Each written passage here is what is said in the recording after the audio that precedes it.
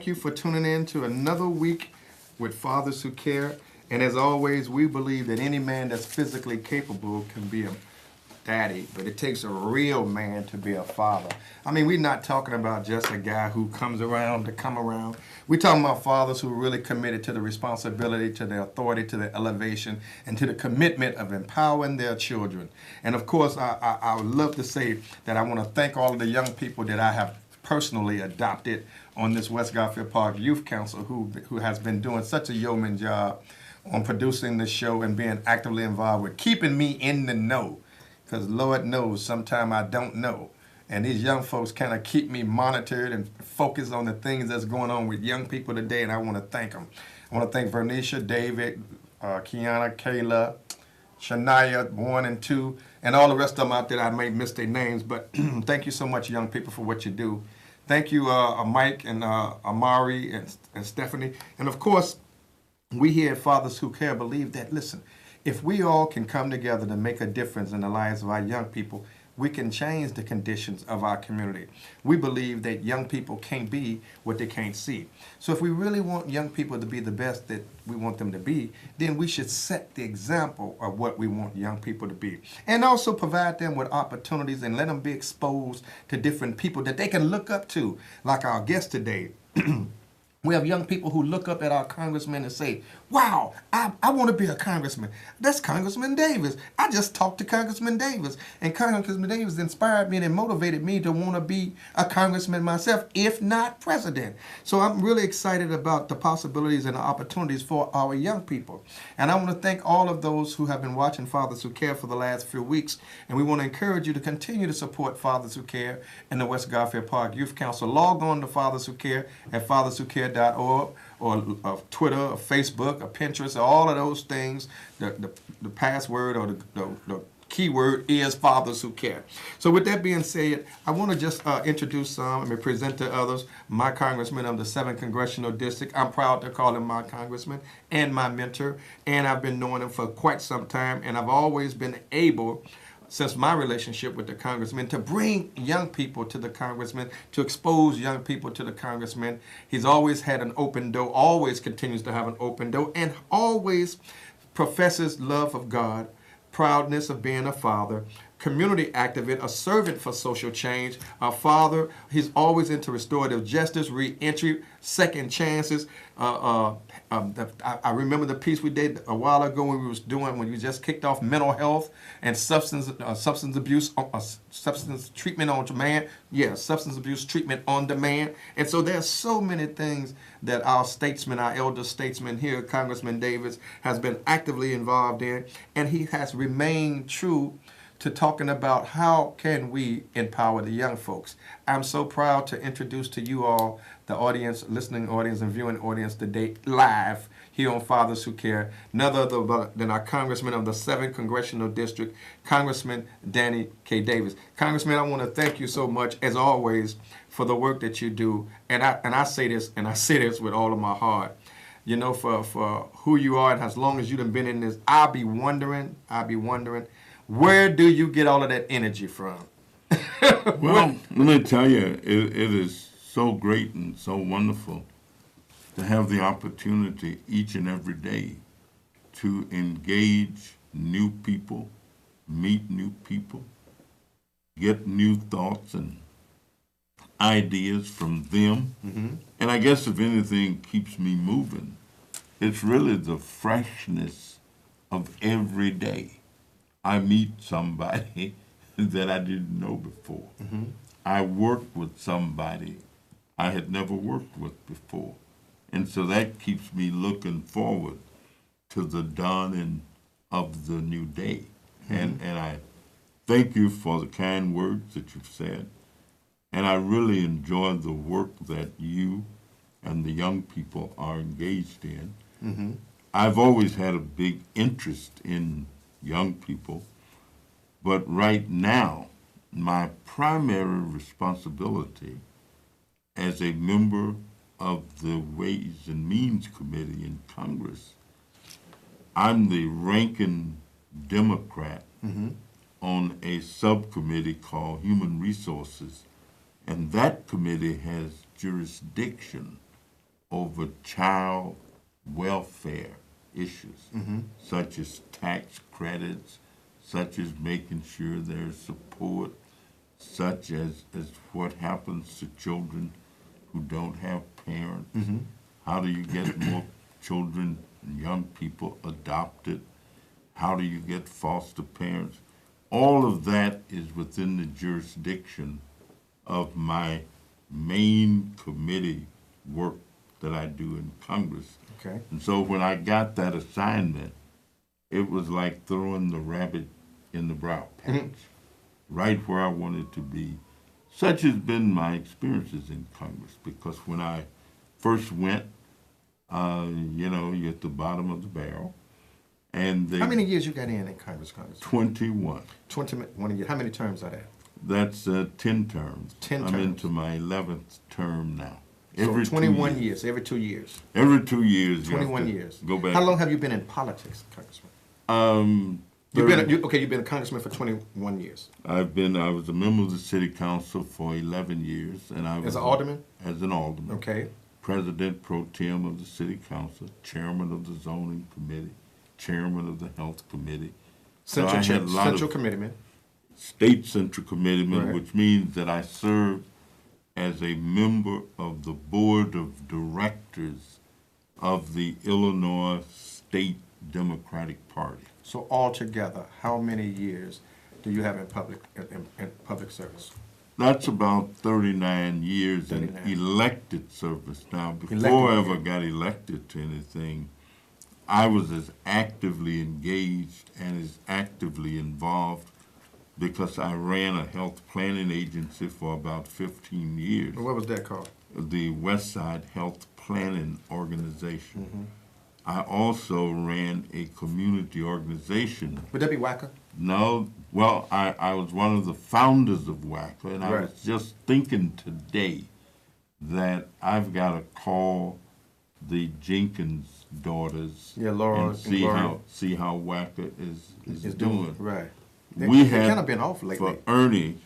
Yeah, well, I think, but I want to help make sure that they can keep it alive. Absolutely, because that's our Keep it base. It going. is our base. Let me tell you, Ernie Jenkins, who was the co-founder, along with his wife Gloria and Mo Fletcher and And a bunch of Erlene. us, Erlene Linder, yeah. I remember the days. Bertram Mims, Yeah. oh, we just Lehman The Reed, O'Quinns. Lee Reed, Yeah. Mr. and Mrs. O'Quinn, Yeah. just bunches of folks who got together. And Ernie, I always say, was one of the best social workers. And Ernie Jenkins and I actually agreed that we would partner up. Ernie was an expert in child welfare, juvenile delinquency, Yeah.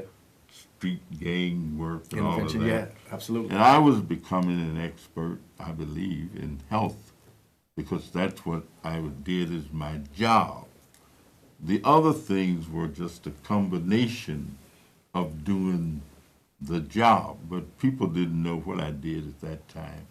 But I really worked with the hospitals and the health centers, and I became president of the National Association of Community Health Centers, which today provide health care for 25 million low and moderate income people. You brought that up.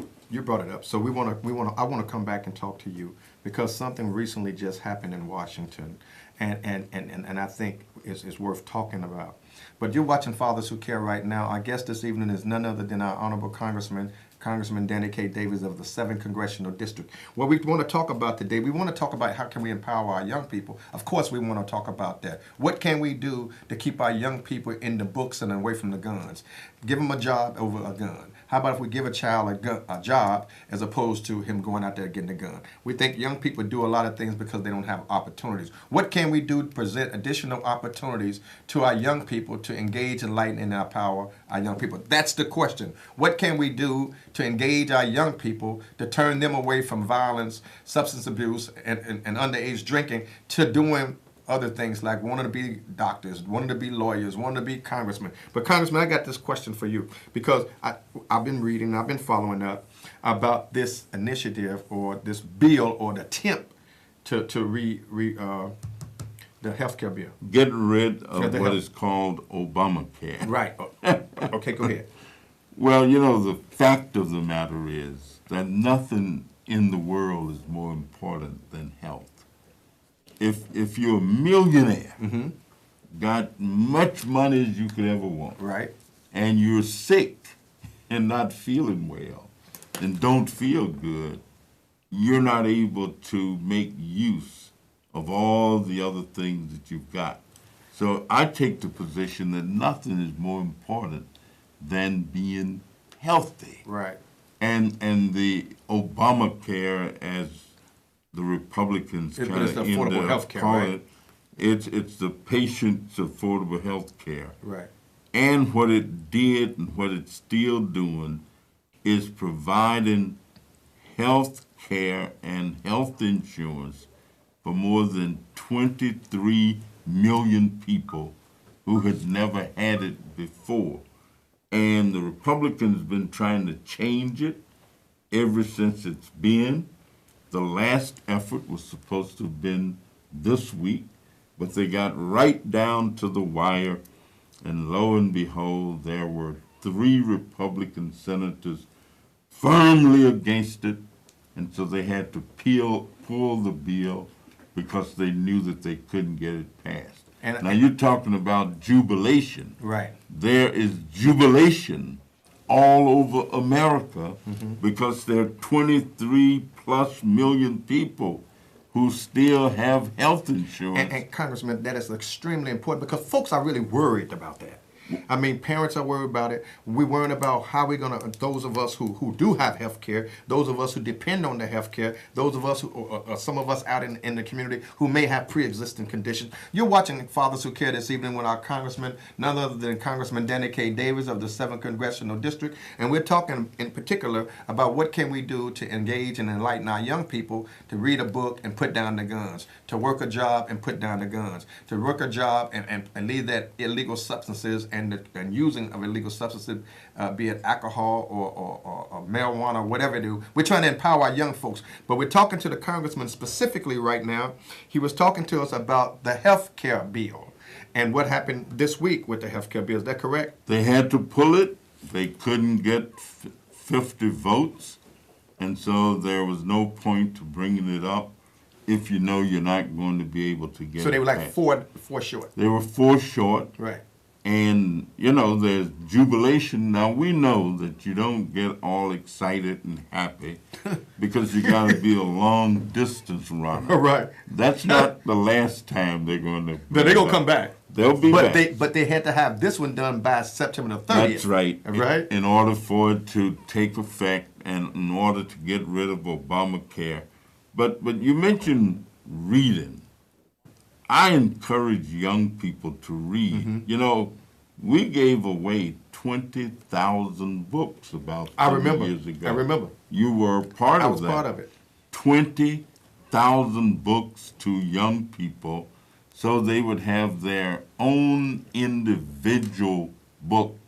If a person learns to read and read well, it's been known, for example, back during slavery time, the slave owners used to know that if you allowed a person to learn to read, they would never be fit to be a slave, that they could never accept slavery because they knew and understood if our children will get a book, read one book every week. Every week. One book. One book. Every week. We'd have some outstanding scholars. Well, let me say this, Congressman. We want to thank you for all the years that you have mentored me.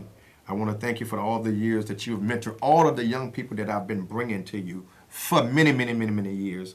I mean, young people have had a chance. They may not get a chance to meet the president, but in our community, you are our president, all right? And so my young people have been exposed to meeting you. They have been exposed to you actually pouring into their lives, giving them nuggets of wisdom. Every time you see them, you have been instrumental in the work that you've been instrumental in the formation of Fathers Who Care. You've been instrumental in a lot of the activities we have done on the West Side, particularly the the many years of the father's public policy, and now we're moving into the state of the African American male. You've been a pioneer in that area, and I want to ask you, how did you feel about the recent State of the African American Male Summit?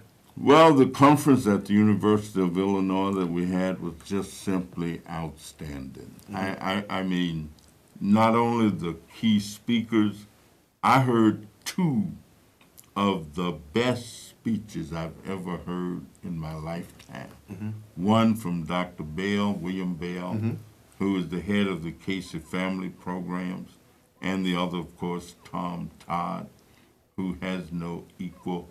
And so there was a tremendous amount of joy, of stimulation, of activation, and people left with the sense of going out to do something. Well, that's because of the motivation of the summit, Absolutely. of the forum. But let me ask this though, Congressman. Now I've been around in the summits, the forums, then the expos with you for many years. I mean, I can count at least 15, 20 personally. All right. Do we as a nation of people love or hate each other? Well, you know, I always say that each one of us, we are the sum total of what our experiences have been. Absolutely. And people have a tendency to learn what they live. I always say that I am so fortunate that I had two parents who taught certain principles and concepts. My father was one of the most dignified people I've ever known. He had strength of character. For example, when they were giving away food parities, they called it, and stuff like that, I remember my mother saying to my father one time, says, "H.D., why don't you go down there and get us some of that cheese and butter and peanut butter and stuff?" And my father said, "No, I'm not going down there." He said, "I would rather drink muddy water and sleep in a hollow log than to go down and stand waiting for somebody to give me a handout." I mean, that was... Let's get some calls, Congressman. All right. Call us. We open up the lines right now, 312-738-1060. First of all, I really had to sit back and talk to the Congressman because sometimes we get so caught up that we don't get a chance. We got a caller. Caller, you on air. Your comment or question, please. Thank you. You're talking to the greatest man that I know because he's so honest. But and he's looking mighty spiffy today. He's always looking spiffy on that TV. But anyway, what I want to know is about the health care. What you want to know? 4 years, it's going to go under. So, when it goes under, nobody's going to have any coverage. And with the premiums going up 100%, it can't go up. It's got to go down. And I hate to say that, but that's how it is. Well, let me just say this. Here's what we are working for, myself and the people who think the way I do. We are trying to develop a national health plan where everybody is in, nobody is out, Right. and it would not be based upon one's ability to pay. It would be a national plan, and everybody would have the same basic coverage. And if people wanted something in addition to that, then they just have to pay extra for it. Like what? Why don't the people in Congress have the same insurance? Why don't the people in the House have the same insurance? They don't want it. Oh, yeah, they do have it. That's what they have. Good enough for them. It shouldn't be for... Well, let me tell you where I get my health care at the Miles Square Health Center. I get my health care right down the street. Right around the corner on 13. At the Miles Square Health Center. In Roosevelt. And I pay the premium cost for it. My employer pays half of it, and I pay the other half. So I pay $400 and some a month for my health care that I get at Miles Square. Okay, but let's move on to this, Congressman. Thank you so much for the call. You talked some about empowering young people. And by the way, on Saturday, the 30th, at Loretta Hospital, in collaboration, we will be hosting our annual Westside Men's Health Fair, free health fair, free fitness and nutrition, cardiology, mental health, financial wealth, prostate, health screening, resources, free food, free entertainment, well, free food and surrounding not entertainment, but we're gonna be doing a training on opiates, and we're gonna be teaching people how, giving a training and a toolkit that day. So there's so much going on that we want you to be involved. Caller, you on the air. Your comment or question, please. Our guest this evening is Congressman Davis. What's your comment or question, please? Hi, I was calling because I had a question. What's your question? My question is, why is it important to empower, enlighten, and improve our young people? One more time. Did you get it, Congressman? No. Say that again, dear. Why is it important to enlighten and empower our young people in and outside of our community? Okay. Why is it Well, I important? think very simple. Our young people are indeed the future, not only of our community and our city, but the future of our nation. And so young people need to be educated on certain principles and concepts, because I'm hoping that they will help make the country better than it has ever been, and that's the future of America. Listen, thank you for that call. We got another caller. Hey, Nick, before I forget, listen, we're doing another Light in the Night fall campaign to reduce drinking, substance abuse, and to promote putting down the gun and picking up a book. So we want to recruit peacemakers tomorrow night at September the 29th at 5 o'clock to 10 o'clock. We're going to be on the corner of Washington and Keeler. Washington and Keeler. Community stakeholders will come together. We'll be providing free food, entertainment, resources, books, uniform, literally, books and other information. And we're asking those of who want to make a difference in the community to come on out to help us to create social environmental change on Washington and Keeler tomorrow, 5 o'clock. Put down the guns and let's have some real community fun. Let's educate and empower each other, love each other, don't hate each other. Congressman, we got one more caller. Caller, what's your comment and question, please? My question is for the congressman. Congressman, my question is to you is, do you think we'll ever go back to the days where, like, when those people that could not afford health care could just go to Cook County and get the services that was needed without asking whether they was financially able to do so? Do you think we'll go back to that or even get close to that? No, because actually Cook County was negligent when they didn't find out what payment source people had. Since 1965, we have had Medicare for older people, 65 and over, in Cook County. In the country, anybody could get health care. Right. Cook County had a system that county government is mandated to take care of the medically indigent, meaning people who don't have personal resources to pay. But even if you don't have personal resources, you might have qualified for some other payment. Like public aid. So you gotta collect when you can, and then when you can't, then you don't worry about it. But every person who comes through the door ought to have some payment system. So county is better now than it has ever been. Thank you, Congressman. Listen, thank you, Yvette, DeAndre, Sheila. Thank you for turning in on Facebook. So, Congressman, what does it mean if I say to you, one should know thyself? It means that you ought to know your own hopes, aspirations, capabilities. I always say to every man, to every woman, his or her chance to become whatever their manhood, womanhood, talent, ambitions, and hard work combined to make them. That is the promise of America, and that is the hope that we have for each and every individual in this country. Dream, but don't make dreams your master.